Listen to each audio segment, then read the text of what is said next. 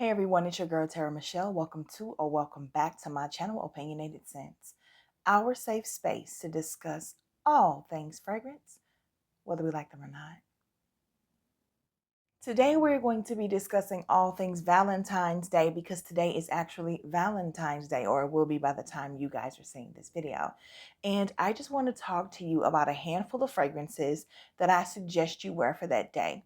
By all means, please pick whatever you like. However, these were the ones that I was choosing from. And I'm going with one that is unique to me, brand new to my collection, and mainly because I want to do something different and also because I'm going to be gifting it away, but I did want to get a chance to wear it before I did so because I do like it. I just have someone in mind who I know will appreciate it that much more. So if you want to see what I chose, let's jump right into the video. Starting this list off is the fragrance that I will be gifting away, but I am going to be a little selfish and wear it tonight. My little brother won't mind. So when I purchased this gift set back in November, this discovery set for Commodity, I was interested in the scent space, the personal, the expressive, and the bold, based all off of different or higher concentrations, and just how things can smell different, even though they're focused on the same thing. So in this discovery, you're going to get moss, milk, paper, velvet, gold, and book. I liked something in each line. Milk spoke to me, paper spoke to me, gold spoke to me, and I had, I think, one in moss and velvet and two in book that I really, really enjoyed. However, none of them, if I'm being honest, were speaking to me in the terms of me needing 100 milliliter bottles. So what I ended up doing, because I wanted to give myself more time to play with them and wear them until they're all empty, was I picked up the immediates. And so for me, it was gold, which is the expressive one. It was milk, the personal one, and then milk, the bold one. I also wanted milk expressive, but that joker stayed sold out. So I'm thinking that was everybody's favorite. They are nice, but full bottle worthy. It just wasn't sitting with me yet. So I was playing with this again, just down at the dining room table, making everybody in the house smell them. And my little brother was over. He fell immediately for the entire velvet line and the entire moss line. And so lo and behold, a couple of months later, 2, 3 months later, Commodity reaches out to me about a campaign they have going, and they say, hey, can we send you something for you to try? You test it out, you talk about it. Well, lo and behold, they had something in the gold series, something in the milk series, and something in velvet for me, because I already knew that I didn't need a full bottle of either one of the ones in milk or gold that I wanted. I instantly thought of my little brother, and I said, you know what? He loves the velvet. I think he liked the middle one the most.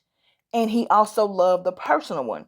He wishes the personal was more loud and projecting. But like I told him, when you're going out on date night with your wife, she will smell this on you. So today, thanks to Commodity, I do have velvet in the scent space personal. I will be gifting it to my little brother, whom I love so much.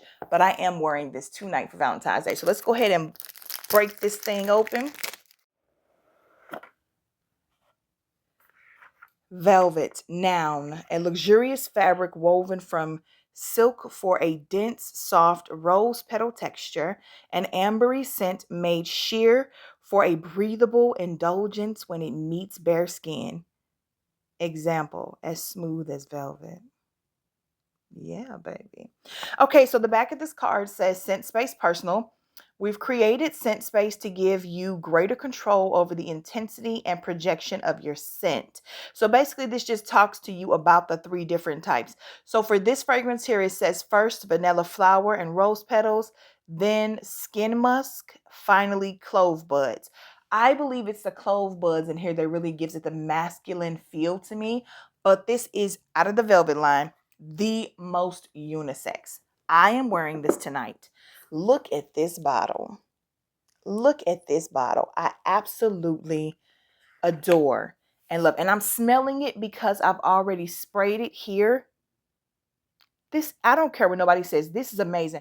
This pulls very unisex, slightly masculine leaning to me. But again, I can wear this. This is one of those fragrances that reminds me of being wrapped up in his shirt the next morning after, if you know what I mean. Or having his scent on you when you wake up the morning after, before you go get in the shower, and you're just like, I love the way he smells. That is what this is for me. So I can deal with that. It's like a warm, cozy hug from the man that you want to be holding you, you know? So for me, velvet is one I'm going to be adventurous with this evening when I go to dinner, because it's not my normal super gourmand, super feminine, super, edible type of thing. This one here I think is discreetly sexy. For those of you who do not have commodity velvet in your collection yet, I do have some other suggestions that maybe you do own. So since it is Valentine's Day and I know I'm super duper late to post these, you're going to have to own these already in order for any of these to be your choices. Let's keep it 100.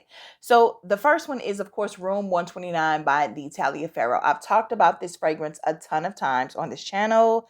I've gone through a full bottle of it already. It is in my top 10 favorite fragrances, and it touts notes of cherry, powder, and bubblegum. But what it smells like is fruit punch Kool-Aid. That's what it smells like. The longer that I keep it on, the darker and the more seductive it gets, but it definitely comes out fun and flirty and fruity at first. I just think it's all the things great. All the things great in fragrance. When you can just play around with something and make it so much fun and so beautiful, and it can transition from fun and fruity and flirty to extremely sexy and very drinkable, very edible. Like, it smells like the best drink. It smells like the sweetest sweet that you want to devour. It's all those things. Next up, we're going to talk about Juliana's Perfumes. This one is Kissed by an Angel. I've talked about this before. I think it was in one of my favorite purchases of 2022. I purchased this at the very end of the year, like Christmas Eve or something like that, or maybe New Year's Eve, whenever they had a sale, maybe Christmas Day. I don't know, I remember. But I can tell you it was a love at first sniff. I had a sample of this sent to me by Juliana's Perfumes and immediately purchased this bottle. Oh, this smells so freaking good. I have to wonder if this is what other people smell when they smell Killian's Angel Share, because I never could get on the hype train with that one. I did not understand why so many women thought smelling that boozy and that masculine was a vibe. And I know we're all different. It just wasn't computing to me. Getting over to Angelic Elixir from Dua, I realized, okay, this can be feminized. This can be a smoother, more feminine version. Then to come across this one and have it just blow Dua's version out of the water, this one is perfection to me. It is better than the original, and it's better than the Dua version. And the Dua version is really, really good. So I guess they just said, you know what? We're going to take it to the next level. We're going to make sure that it's 100% feminine, and we're going to make sure that it just lasts and projects its behind off. I love this. I love this so much. Again, that is Kissed by an Angel from Juliana's Perfumes.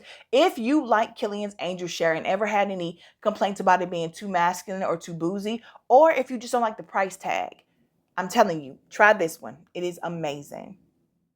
I've seen a lot of the Valentine's Day thumbnails popping up, and I haven't watched any videos yet because I wanted to pick my own list authentically. But the one thing I can say about the thumbnails is that I have seen this particular fragrance on most of them. So I hate to be redundant here. I don't think the rest of my list will be, but this is a no-brainer when it comes to Valentine's Day, in my opinion. This is from K.I. Lee, and this is Love Fest Burning Cherry 48. It's just good. That's what I'm going to say. And every single time I wear this fragrance, it gets better to me. It's really good. Smoky, burning, cherry. Burning is a really unusual word. I like it though. And the woodiness, the little bit of kick from the patchouli, I don't mind. It is use of cherry and raspberry and praline in here that just makes this everything to me. And it's perfect for date night. So when you're talking about like the most ultimate of love days, and the day that we actually designate to celebrate love and all those delicious, yummy things that come with it, and I'm talking about sex, I love being able to talk to you guys about fragrances in general. But when I can find one that performs really well, smells really great and is super inexpensive, that also makes me feel good. Because I know there are some of us who still don't mind a designer or a celebrity fragrance or a nice little cheapy. Sometimes people get on that niche bandwagon and that's all they will talk about. But in all honesty, I don't care what we describe it as, whether it's designer, celebrity, or niche. If it's good, it's good. This one here is called Lover Dose Red Kiss by Diesel. Guys, this one was just shockingly good to me. It definitely smells familiar. Like there were probably people wearing this in my life and I had no idea that they were wearing it. But it's good. And it also reminds me of a familiarity from years ago. Not in it being dated like, oh, I smell like the 1990s, but oh, this aged well. This moved through whenever it was created and still smells good. And this is one of my favorite apricot notes in the fragrance as well. I really do like everything this has to offer. And if you look at the notes on Fragrantica, I mean, it jumps all over the place. I do believe there's citrus in here. I think there's apple in here, tonka bean, definitely some cacao. And there's apricot in here though. And I smell it clear as day with all that going on. It's just a really, really pretty fragrance. And I think I spent like 20 bucks on this. 20, 25 bucks max. These last two were my number 1 and number 2 picks for the best fragrance purchases I made of 2022. So we're going to go ahead and start off with Narciso Rodriguez, Musk Noir for Her. The best feminine musk plum fragrance I've ever smelled in my entire life. This isn't the plum that normally rubs people the wrong way. This is so beautiful. I just cannot. I'm so grateful to this perfumer. Like, I'm not even joking right now. Thank you so much, whoever you are. I'm actually going to look you up and like write you like this beautiful something in my head. I'm not going to actually send it and seem all stalker like, but thank you for real for creating this fragrance. I love it so much. There's also suede in here and heliotrope. And I just realized a lot of fragrances that just really hit me in a different way have heliotrope in them. I think I have about 12 of them in my collection because I was doing a little research, a little studying. And I'm like, there's just something divine about heliotrope. I need to dive more into that. But it is popping up in those things that just stand out in a way to me. But anyway, back to this. Perfection. I love feminine musks. Not so much the loud, obnoxious ones, but definitely the ones that just feel like they're supposed to be all over me. And that's this one. The suede note in here. God, this is unstoppable. It's unstoppable. I am constantly telling myself to try the Musk Noir Rose or Rose, whatever it is. The rose one. I smelled it the other day and it smelled fantastic. It'll never replace this one for me. I just think this one hits different for me. And I would prefer anything without rose over something with it usually, because rose is just so overdone. But I don't have to compare the two and I don't have to choose because I own them both. For the sake of this video though, we're talking about Musk Noir for Her. Perfect, inviting, sensual fragrance. Not trying too hard, but definitely going to captivate the attention of whomever you're trying to get the attention from. My number 1 pick for Valentine's Day is Madeira. I've been talking to you guys about this fragrance. It was in my best purchase of 2022. It was my number 1 vanilla fragrance in the video I dropped before this one. So it'll be at the end of this video and I might put a card up here too, for anyone who has not seen my top 11 best of the best vanilla fragrances. This is it. This is Madeira. This is the perfect vanilla, coconut, caramel fragrance for anyone who's looking for something non-suntan lotiony, or coconut watery. I feel like we just get those 2 versions of coconut and we don't have someone come through and give us like the dried flakes that we're going to get on a cookie or a cake. And this gives me that. So Madeira or the Parfum by Omnia Profumi, I think it's what it's called, is just a stunner. If you want to know more about it, go and look at any of my previous videos and you will learn all about her. That is it for my picks for Valentine's Day. Thank you guys for spending the time with me today. Drop in the comments what you've decided that you were going to wear for Valentine's Day, or let me know if you're going to make any of your choices based off of my list. As always, I love talking to you in the comments, so I will see you there. If you're still here, please do not forget to click the like button. Share me across all your social media platforms. Subscribe to my channel. I love to have you here, and select the notification bell so that you never miss any of my future uploads. Follow me on Instagram as well, as I always post reminders of when I post on YouTube in case they are not sending you the notifications. So until then, guys, bye and happy Valentine's Day.